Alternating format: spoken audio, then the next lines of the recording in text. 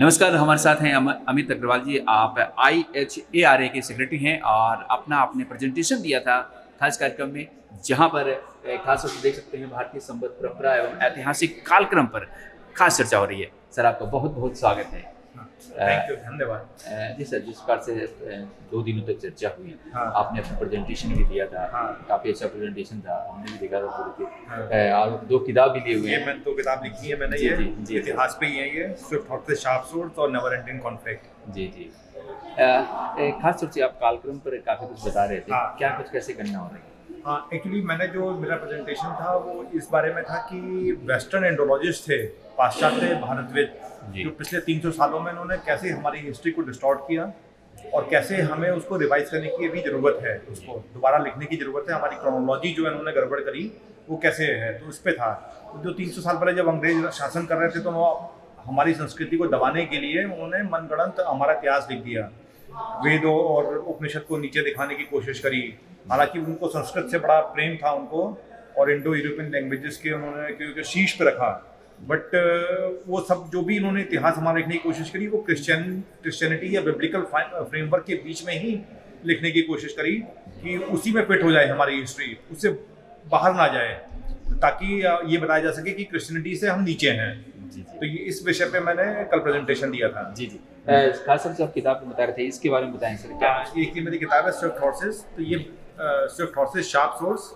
तो जी। ये जो किताब है ये बेसिकली मिडिवल इन्वेजन्स पे मैंने लिखी है जी। कि जब ये मोहम्मद बिन कासिम आया, उसके बाद गजनवी आया, उसके बाद मोहम्मद गौरी आया, तो ये क्यों आए।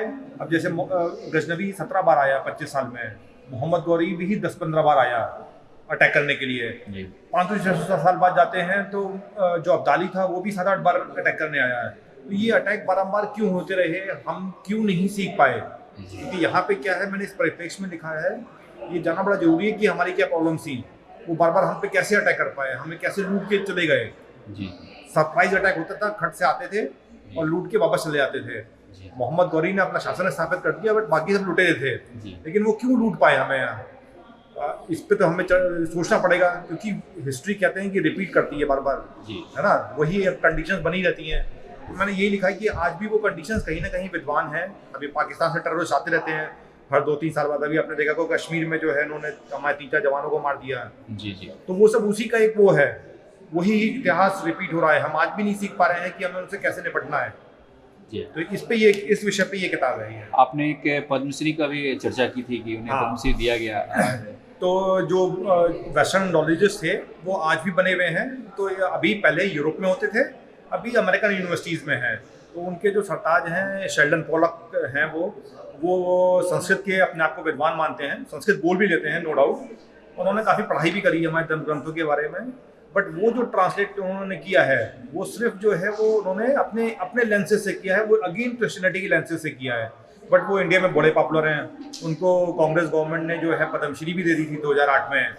फिर जयपुर लिटरेचर फेस्टिवल में जो लेफ्टिस्ट का गढ़ है वहाँ पे वो 7-8 बार आ चुके हैं। वो इन्फोसिस के जो फाउंडेशन है नारायण मूर्ति जी, उनके जो पुत्र हैं रोहन मूर्ति, उनका जो फाउंडेशन है रोहन मूर्ति फाउंडेशन, उन्होंने अभी $5 मिलियन की उनको जो है वो एक वो दी है, फंडिंग की है, ताकि वो हमारे जो धर्मग्रंथ हैं जिनका ट्रांसलेट नहीं हुआ है वो उनका ट्रांसलेट हो। अगेन एक क्रिश्चियन जो है वो ट्रांसलेट करेगा, वो अपने परिप्रेक्ष्य से करेगा, अपने दृष्टिकोण से करेगा।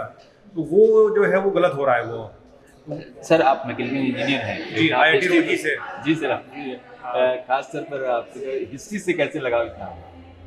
बस हिस्ट्री से लगाव होता गया। मेरा जब सर्विसेज की प्रिपरेशन करा था तो हिस्ट्री के इलेक्टिव था मेरा। तो उसमें वहाँ पे तब शुरुआत हुई मेरी, बिल्कुल जो असली इतिहास है। तब मैंने RC मजुमदार जी की किताबें पढ़ी, जादूलाल सरकार थे उनकी किताबें पढ़ी। तो वो उससे पढ़ने से समझ में आया कि जो हमने अभी तक हिस्ट्री पढ़ाई गई है वो सब गड़बड़ है, वो गलत। हाँ, असली इतिहास कुछ और है। तो वो फिर तब समझ में आया कि तो फिर 20-25 साल जो है अब मैं पढ़ता रहा उसके बारे में, किताबें डिफरेंट वैरायटी की। तो मैंने इसमें हर तरीके की किताब पढ़ी, रोमिला थापर की भी पढ़ी, जो लेफ्टिस्ट एक बहुत बड़ी वो है लेखक, और इरफान हबीब भी पढ़े और दूसरी तरफ आरसी मुजुमदार भी पढ़े, मैंने सीताराम गोयल जी को पढ़ा, जी।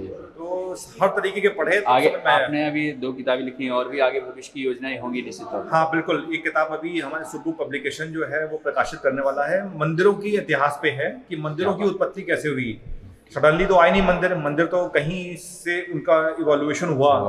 उस पे मैंने वो किताब लिखी है कि कैसे उनका वो शुरुआत हुई उनकी और कैसे हमने गगनचुंबी मंदिर बाद में बनाने शुरू कर दिए। जी जी। तो उस पे खास तौर से हम इसके बारे में जानना चाहेंगे, जो आपका ये संस्था है IGARA, आप पहला ये कार्यक्रम कर दिया, हाँ। आगे क्या कुछ होगा ऐसे इस तो कार्यक्रम? हमारा जो पहला कार्यक्रम था वो हमारी क्रोनोलॉजी को दुरुस्त करने का वो एक माध्यम था। हमने इसी पे कॉन्फ्रेंस करी कि हम ये जो सबसे मेन चीज़ है हिस्ट्री की, हमारी क्रोनोलॉजी जो जैसे हार्ट ऑफ हिस्ट्री, अगर वो ठीक है तो बाकी सब चीज़ें धीरे धीरे अपने आप ठीक होती रहेंगी।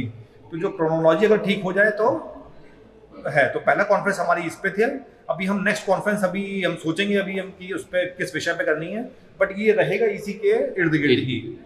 चलिए, बहुत बहुत शुभकामनाएं, बहुत बहुत धन्यवाद सर, नमस्कार, आप हमसे जुड़े, बहुत बहुत। Thank you. जी हाँ दोस्तों, तो ये थे हमारे साथ अमित अग्रवाल जी, जो खास बता रहे थे जिस प्रकार से कार्यक्रम को लेकर, जो हम आपको दिखा रहे हैं, भारतीय संबद्ध परंपरा एवं ऐतिहासिक कार्यक्रम को लेकर जो कार्यक्रम किया गया, काफ़ी अच्छा रिस्पॉन्स रहा। और जिस प्रकार से तोड़ मोड़ किया गया है भारतीय इतिहास को, उसे सुधारने की कोशिश की जा रही है और इसी का यह पहला कदम है। इसी इर्द गिर्द भी आगे कार्यक्रम होगा।